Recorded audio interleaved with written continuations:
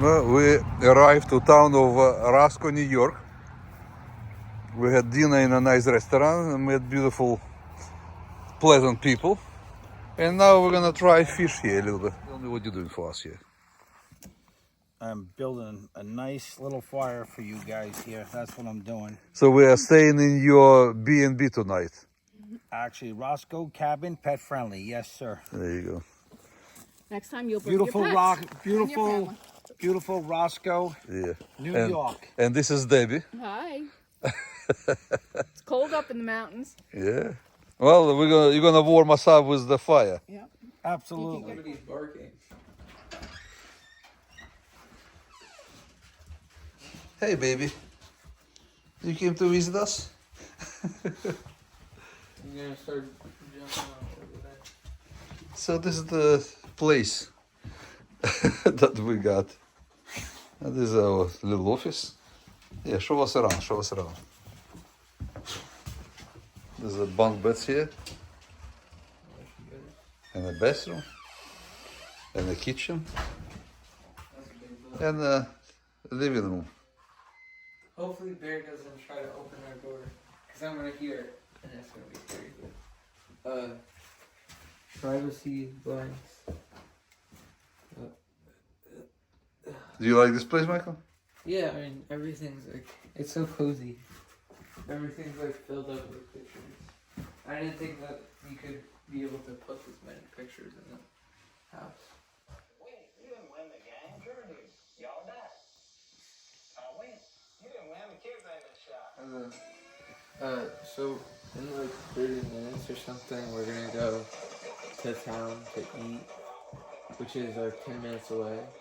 And then we'll probably walk on the streets and like look at the fly shops, because my dad needs to get a license.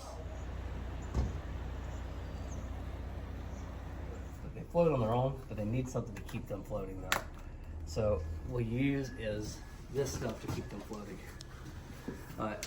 So this has to go in there when I the have flies. like the powder. Oh, the powder will work, yeah, if you have that. So there you go. But these need to have powder on them to make them float. Okay, so how many different ones did we? There's 4 in there right There's now. 4. Okay, all right. We can definitely get more if you want to get more. But Well, you know what? We'll go out. We're gonna be here for a couple of days, so we'll try this out, see how it works out. If we don't have much luck, we'll come back to you for more. okay. Here, where I put the air up, I would fish, and a good spot to start out is going to be.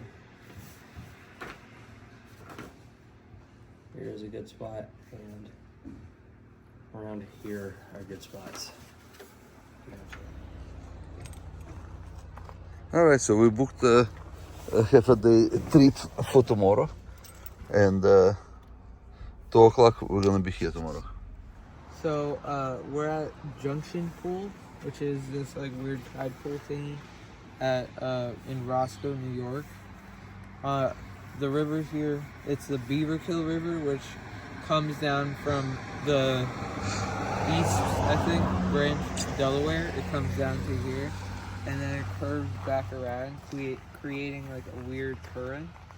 And then it's like a Y kinda, and down there it goes the Willamette Creek. So what are you putting on the line? I'm putting it, this is a caddis imitation, I think. Hold it for a second so I can catch it in a video. So this imitates like a bug that's out there now, like living in the water. Jumping on the water. Yeah.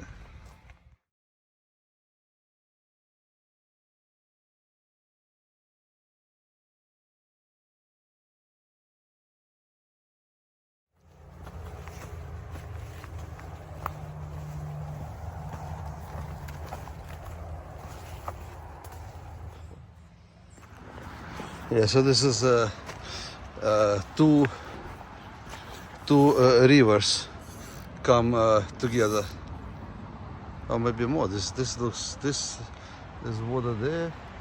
This looks like an island. There's water runs this way, and on this side, like the water goes there under the bridge, and it's coming from this direction. Fish is confused. Forget about fish. I'm confused.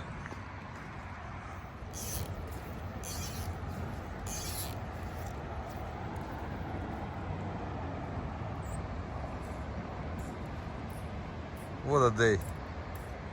Absolutely gorgeous. We found the world famous Roscoe diner. Let's go check it out.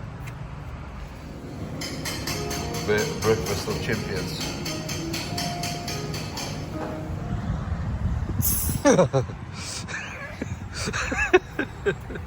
Eek. Found a dead snake.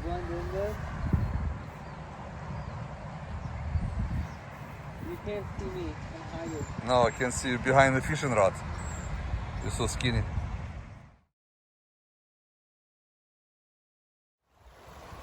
What's the name of this river, Michael? I'm recording you. Willow Creek. So, for years I was riding my motorcycles along this local river with this creek, and there's a pullover areas for identifying spots for fishing by New York State Fishing whatever authority. And every time I see it, I'm like, one day I have to come back here with Michael and fish in this beautiful river. Today is the day. We pulled over, nobody's here. The river is, the water of river is a little bit shallow, so we don't need to put our waders on and stand in the middle of the river. We can stand in the edge of the river and cast our fly fishing rods. Will we catch something today or not? Nobody knows, but we are having a great time, regardless of that. So, is this what you're making? Is that for like? This is not something that we would be using today, right? No, this is more for the winter time. Yeah. Today it'd be nymphs, dry flies, stuff like that. So we stopped in Roscoe in one of the stores. Yep. And the guy gave us something that we tried today. Okay. No luck? No luck. Uh-huh. No luck. What flies did he give you? Well, what time of day are you guys going fishing? There's an endless variety of things for you making your own flies.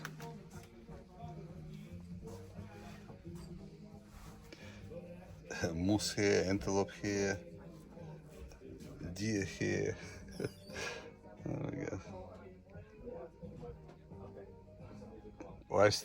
Ostrich, emu, raptor, yak hair, calf hair, grizzly fiber, anything you want. All these feathers, all the hooks.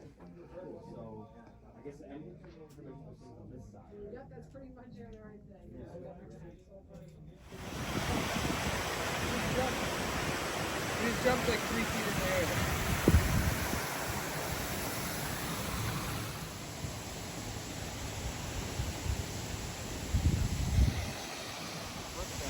I think it's a brook trout.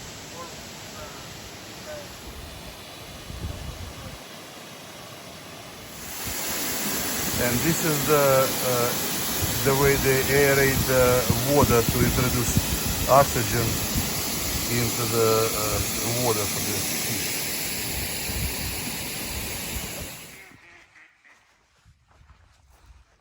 Those coyotes Yeah. yesterday, Yes. it sounded like dogs barking and then it was howling. Yeah, they were pretty close to us, eh? No, that was further.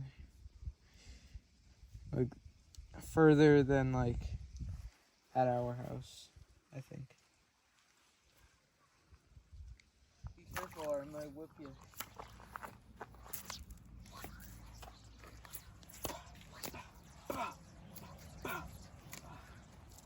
Wild fisherman. I might whip you.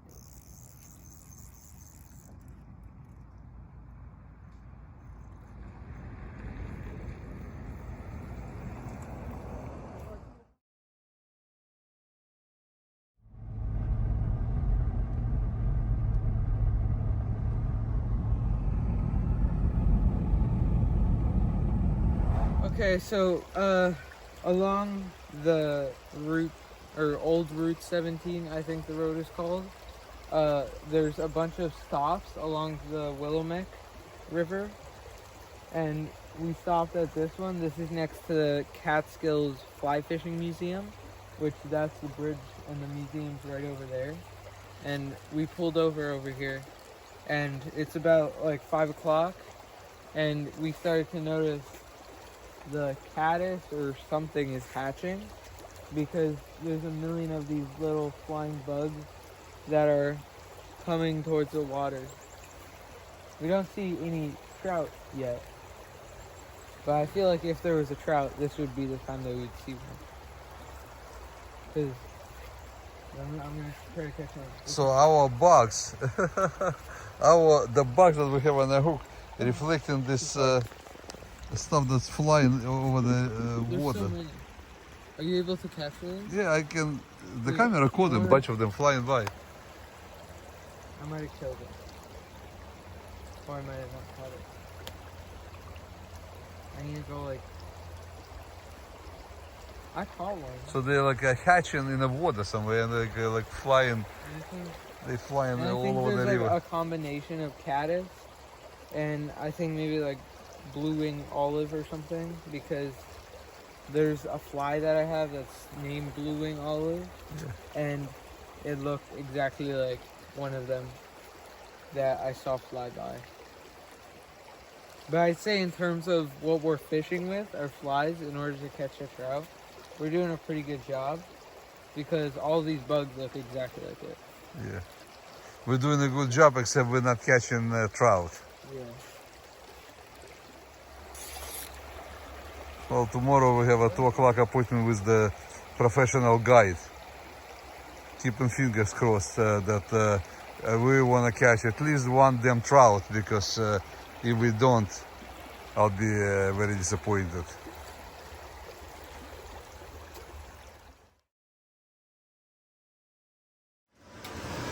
So today Michael and I are making a breakfast, checking out, and we'll go one more day explore Catskill Mountains. And at 2 o'clock we have an appointment with the guided tour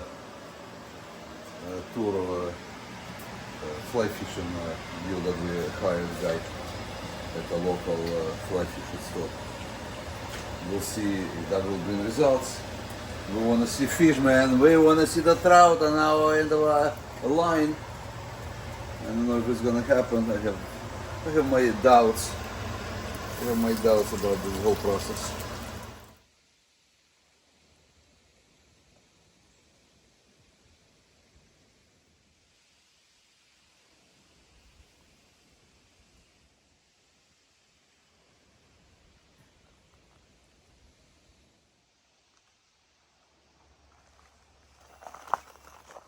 Somebody is happy to see me. You baby.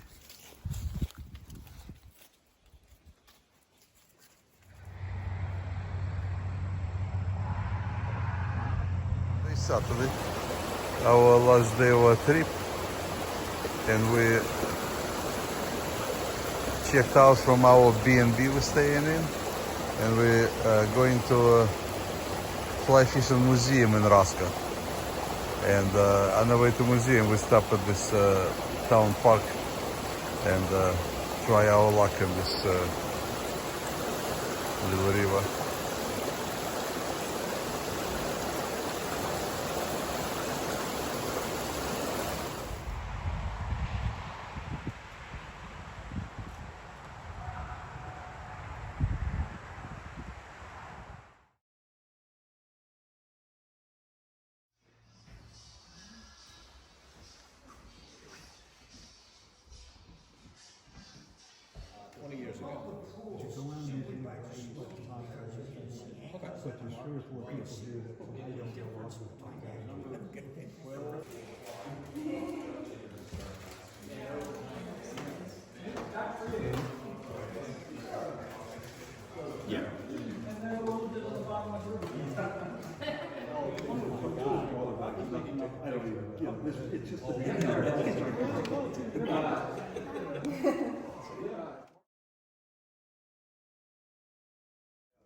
44 degrees. Yeah.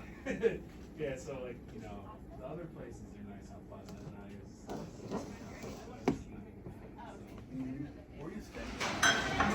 I don't know what the name of this restaurant is, but there's an Italian restaurant across from Beaver Hill Angler in Roscoe, and we're having lunch before our dive.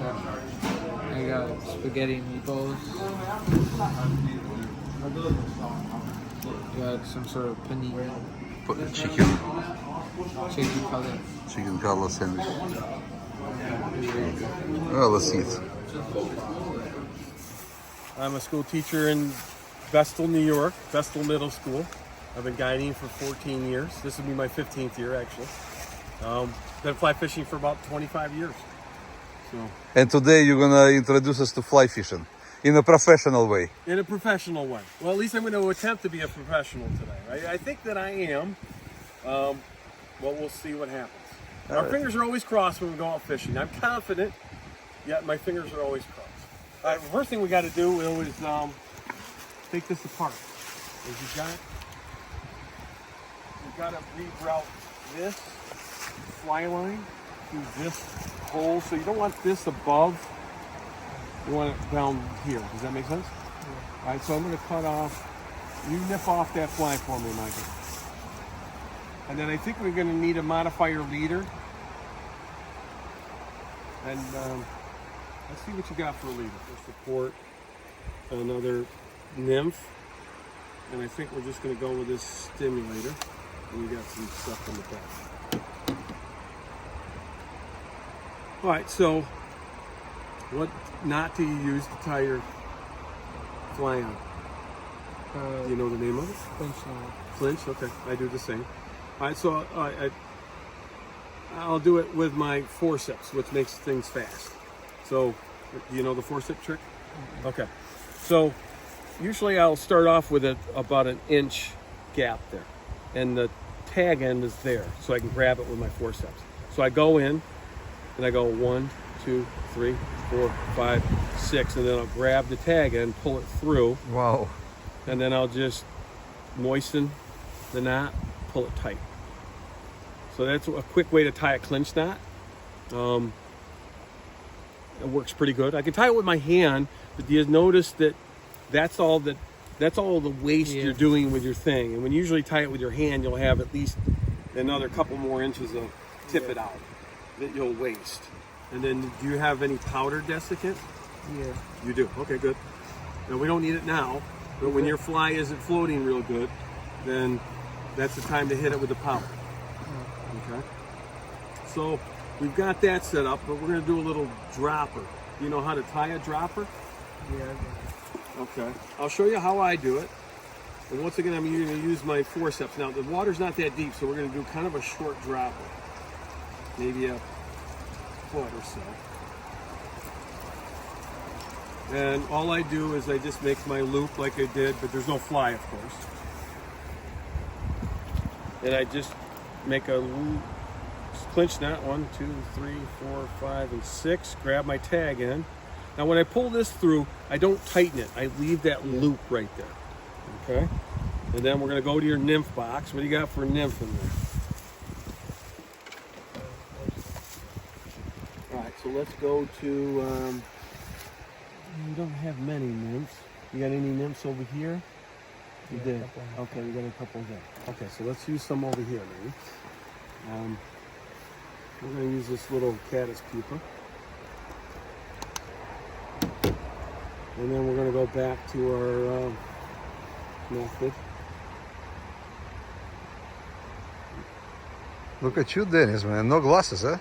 Well, you know what? My close vision hasn't gone yet, but my mid-range computer distance is not good, and I've always needed glasses to see far away since I've been 11 years old. Oh, like that. So opposite from I've me. been lucky that my really close vision, it's still there.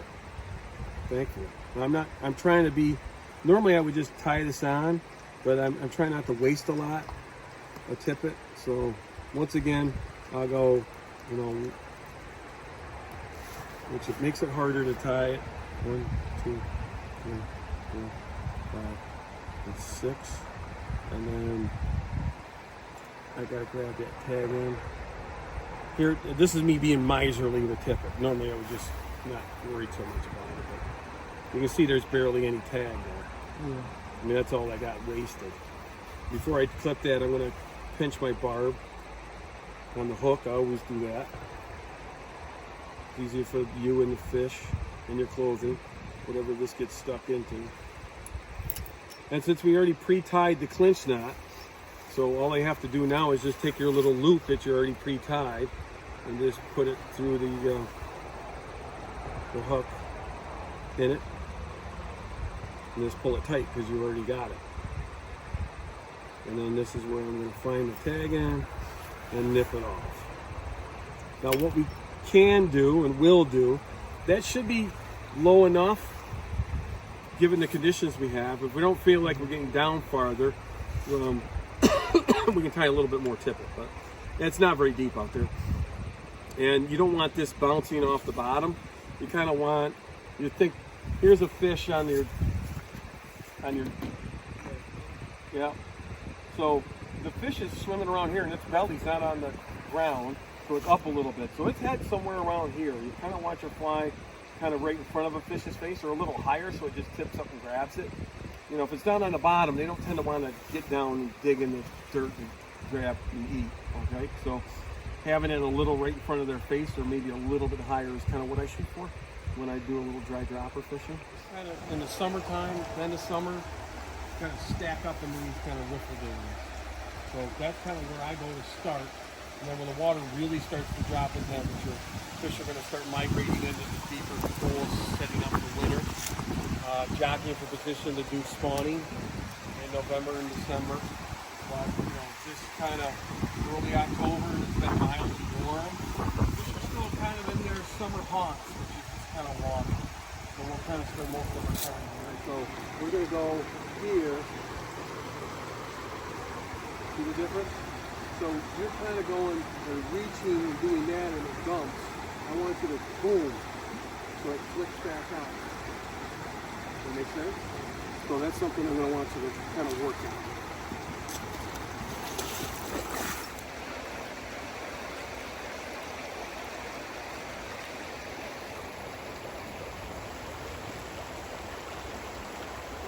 Oh, I just saw fish jumping.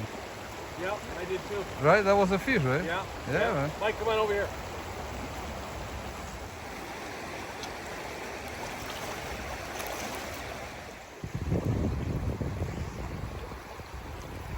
If you think it's difficult to hike on a trail, try to hike with these rubber boots with the stick. Manipulate this rocks on the bottom of this river, all slippery and covered in moss, and the current is moving in all different directions. This is great.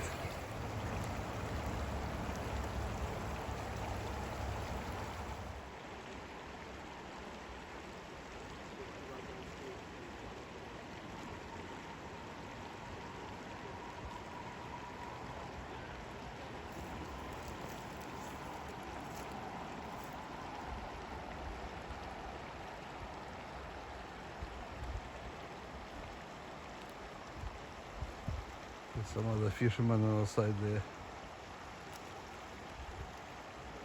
with the dog. That dog keep barking there, disrupting the peace.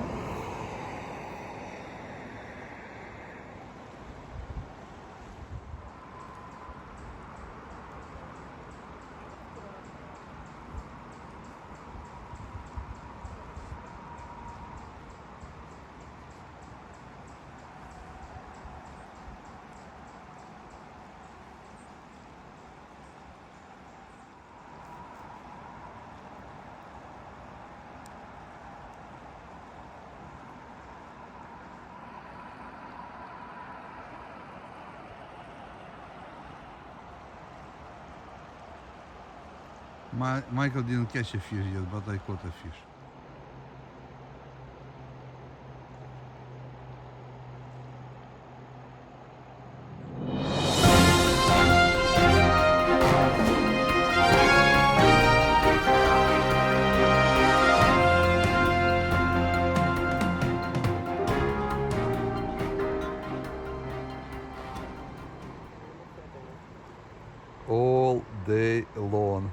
All day long, 3 days, we're trying to catch a fish, and finally Michael got a fish. I keep telling him to start packing up because we need to go home. It's sun went behind the horizon, and we were about to quit, and Michael catch a fish. Jeez.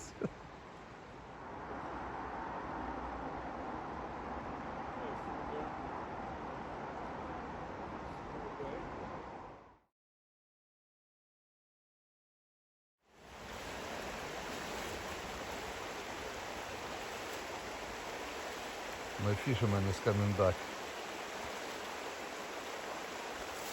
Well, we finally caught a fish after about how many hours, Michael?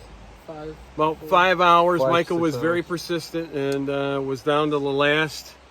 I don't know. We'd call it, if it was NFL football, it's down on the goal line. It's fourth down, Last and the game second. was on the line, and Michael delivered.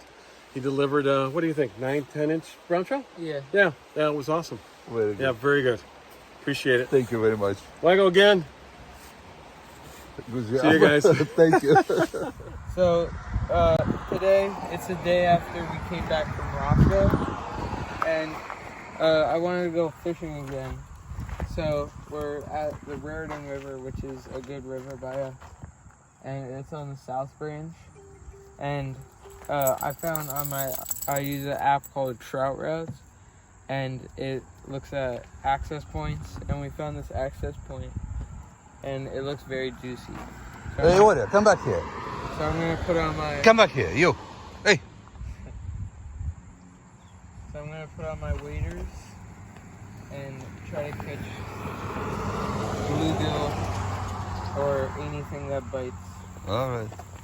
Let's try it. This looks like a beautiful piece of road. Let's go check it out. Come on, Oria, let's go check it out.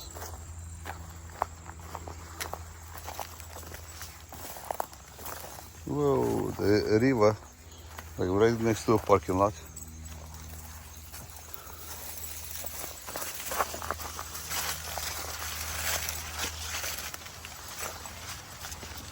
Ah, this looks like a. Oh, this is a spot somebody were fishing here, left their garbage. Yes. Well, we're gonna try to fish here. Looks very nice fish. Not right here. No.